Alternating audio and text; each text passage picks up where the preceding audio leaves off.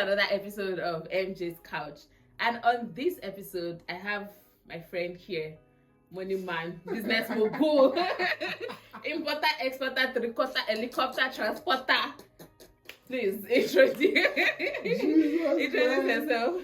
Okay, hi, my name is Yusuf, and I'm happy to be on this couch. You're happy to be on my couch. Tell them. Yeah. So Michael is a business guy, like business guru, and is a super talented designer. I think first question from my end would be, how did you start your first business? Because I know Michael has like 1 million businesses that you like 1 million streams of income, but he's going to give us all the secrets today. So how did you start your first business? Okay, so my first business was print, and because I was just a creative person, so I love to express myself.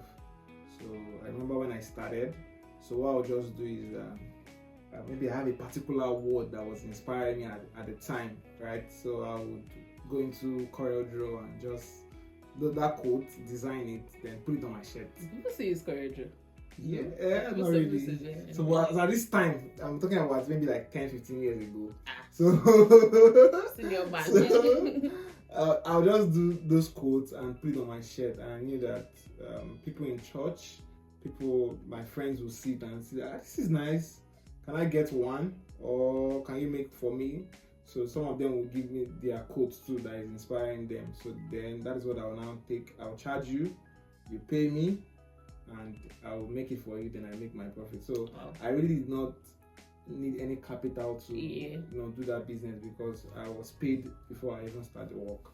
I think that's like a misconception a lot of people have. Like, you want to start a business, you have an idea, and you're probably just only thinking the only way you can start a business is until you have like one big or massive capital, right? So I mean, there are things you can probably start out with little or zero capital. I mean, it's good to know how you started. So from that printing business, how did you go from that to? Let me try to list all of all your different. So you have Mentis Academy, which is a training, a school, right? A design school. So if you are actually looking to learn design, right? There's Mentis Academy. There is Bulky, which is a bookstore, right? That sells books. There is Lost TLC. Yeah, TLC is the printing. It's the print company. There is Led Up, a co-working space. There is there's Etivo, interior design. What else? I feel like I'm missing some. Anyways. I think those are most there. Yeah. You say those are most good. Those are most. Anyway. So how did you go from that one printing business to now expanding to having, so many businesses and multiple streams of income, basically? Okay. So I'm very, like, for me, I'm passionate about making money. I must make this money.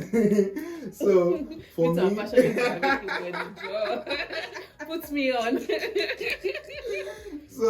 So I needed one business to lay a foundation. Yeah. Right. So I was able to grow that business so people could trust me. Right. So when people had some level of trust, they know the quality of my work. So when I started venturing into other business, they could say, okay, we've seen he has done it before, so this one we can also trust him. So that's one of the things that helped me. So I feel like a lot of people always want to just start multiple business once. It doesn't work like that. There is what they will call the KLT principle, that people buy from who they know, who they like, and who they trust. Sure. So those are the three things and that helped me now venture into other things. But one clear thing that I know, because of my journey to wealth, I must be rich in this life. I must make billions. So I know that first business cannot take me to making those billions. So I have to divert into other industries. So what do I mean? We have different industries as far as business is concerned. We have real estate, that's one industry. We have agriculture, it's a separate industry. We have technology, it's a separate industry. We have education, it's a separate industry. So I try to just be in each of those industries. So if agriculture crash today, that one there's a lot of other things there are other industries to fall back on. So that's why. Wow. Wow. You're making me think about my life, Michael. Please, how many streams do I have? I mean, it's tap. It's tap that I'm running. It's tap I'm running. I mean, that's really solid. But how are you able to like manage? I mean, I always try to think about it because for me, if Tisheba to pardon the, but if like I don't know, maybe because I've not like tried like maybe having like up to like 7, 8 businesses or things that doing at the same time. How are you able to like manage your time, manage all the businesses? Okay, so I feel like there is a common saying that if you want to go fast in life, you can go alone.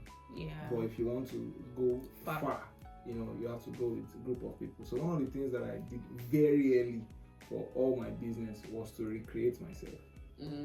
So the moment I am able to figure out a process of what I do, so I replicate it into other people. So you train other people to be able to. So always, I always like to train people. I always want to replicate myself into other people. Yeah. So it heals me from those work. So other people having to be there all the time. Yeah. So I don't have to be there all the time. So always, the moment I start a business, all I just need to do is find create a process for that business. What is the first thing, second, third thing to do?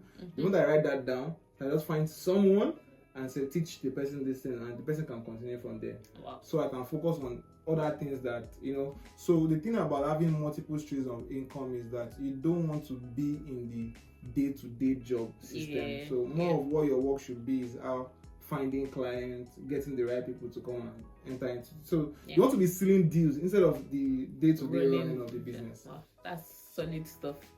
So you didn't tell me to carry notes. I didn't come and sit on couch now. I have to go start looking for notes and biro to take that notes. Okay, I mean that's really solid. So I guess final question would be, if you're going to advise anyone, maybe it could be someone that is a 9-to-5 that is looking to extend, explore more other streams of income, or someone that is already running a business and is looking to expand, or even someone that is not doing anything and is just trying to figure out, how do I start? I don't have money. I don't have how can I start something? What advice would you give people? Okay, so I will start my advice with those that want to just start. So I believe the key to growing is in doing. Yeah. So it is in doing the work that you go into the next level. So it's while doing the work, even more ideas, more instructions, better way to. So as it's commonly said, that ideas don't come fully formed; they only become clearer as you work on it. Yeah. So start. Don't overthink. Don't overthink it. Don't they overcook out for your head. Show working. Show exactly. Show working. So just start. Yeah. So yes, you fail. Nobody exactly.